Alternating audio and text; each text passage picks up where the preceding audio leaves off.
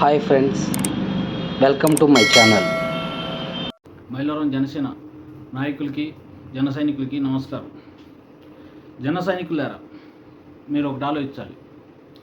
పవన్ కళ్యాణ్ గారి అభిప్రాయాన్ని గౌరవిస్తున్న రాష్ట్ర స్థాయిలో ఇప్పుడున్న గవర్నమెంట్ పోవాలనే ఉద్దేశం, ఆయన అభిప్రాయాన్ని గౌరవిస్తున్న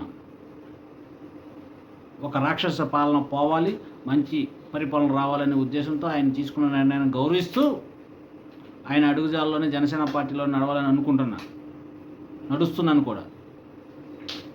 రాష్ట్రం మొత్తం ఒకటైతే కృష్ణా జిల్లా మైలవరం నియోజకవర్గం ఒక ప్రత్యేకమైన స్థానం ఉంది. రాజకీయంగా, ఆర్థికంగా, సామాజిక అన్ని రకాలుగా అభివృద్ధి చెందిన ప్రాంతం. రాష్ట్రం మొత్తం ఒకటైతే మైలవరం నియోజకవర్గం రాజకీయం ఒకటి.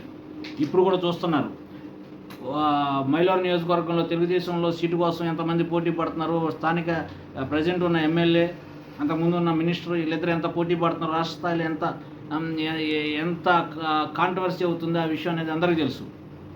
అలాగే మైలవరం నియోజకవర్గంలో జనసేన పార్టీ చాలా స్ట్రాంగ్గా ఉంది. ఇప్పుడున్న పరిస్థితుల్లో మైలవరం నియోజకవర్గానికి జనసేన పార్టీ తరపున పోటీ చేసిన అభ్యర్థి ఎవరైనా, నేను నాతో పాటు ఇంకెవరైనా సరే గెలిచే అవకాశం ఉంటుంది. అదే పార్టీ పెద్దలకు చెప్పాను.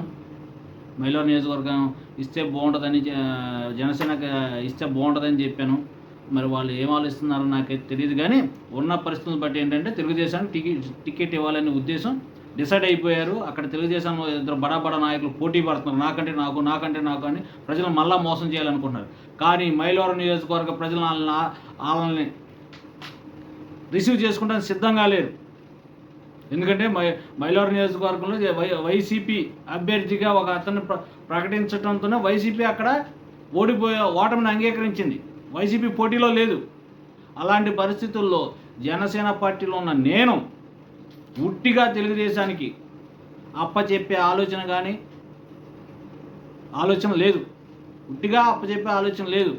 నేను పవన్ కళ్యాణ్ గారి గౌరవం ఇస్తూ, ఆయన అభిప్రాయాన్ని గౌరవిస్తూ, ఆయనకి రాష్ట్రం ముఖ్యమైతే నాకు మైలవరం ముఖ్యం, సేవ్ మైలవరం అనే ఒక పేరుతో నేను ఎప్పటి నుంచో ఒక కార్యక్రమం చేయాలనే ఉద్దేశం ఎప్పటి నుంచో అనుకుంటున్నా.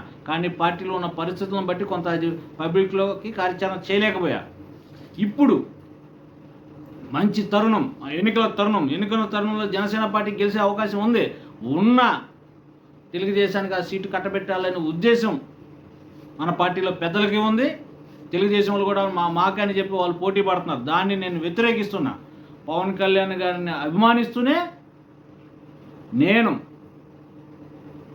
జనసేన తరపున టికెట్ ఇచ్చినా ఇవ్వకపోయినా పవన్ కళ్యాణ్ గారి ఆశయాలతో, జనసేన జెండాతో మైలవరం నియోజకవర్గంలో పోటీ చేయాలనే ఉద్దేశంతో ముందుకు వెళ్తున్న జన సైనికులారు ఆలోచించండి. మనం ఎన్నాళ్ళు, ఇప్పుడు నేనున్న కాంగ్రెస్ పార్టీ బ్యాక్గ్రౌండ్, మా ఫాదర్ కాంగ్రెస్ పార్టీ లీడర్ అయినా సరే కేవలం పవన్ కళ్యాణ్ గారి మీద అభిమానంతో, జనసేన పార్టీ సిద్ధాంతాలు నచ్చి జనసేన పార్టీలో చేరా. నేను తెలుగుదేశానికి వెళ్ళాలంటే నా రెడ్ కార్పెట్ వేసేవాళ్ళు, కానీ తెలుగుదేశానికి కేవలం జనసేన పార్టీ మీద ఉన్న అభిమానం, పవన్ కళ్యాణ్ గారి మీద ఉన్న నమ్మకంతో జనసేన పార్టీలోకి వచ్చాను.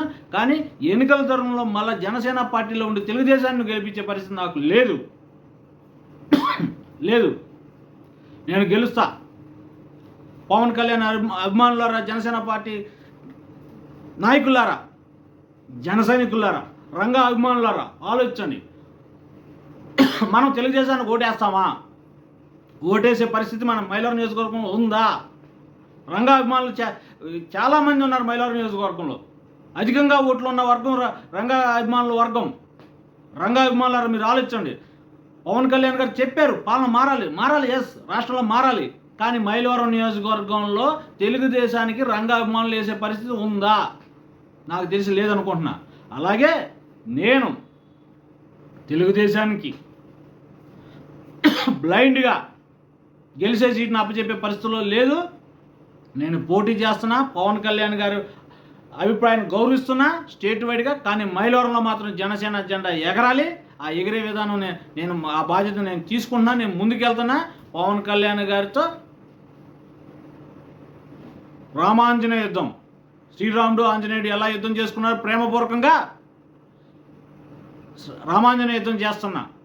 తెలుగుదేశం అక్కడ వైసీపీ ఓడిపోయింది, తెలుగుదేశాన్ని ఓడించి నేను గెలుస్తా, పవన్ కళ్యాణ్ గారికి గిఫ్ట్గా ఇస్తా.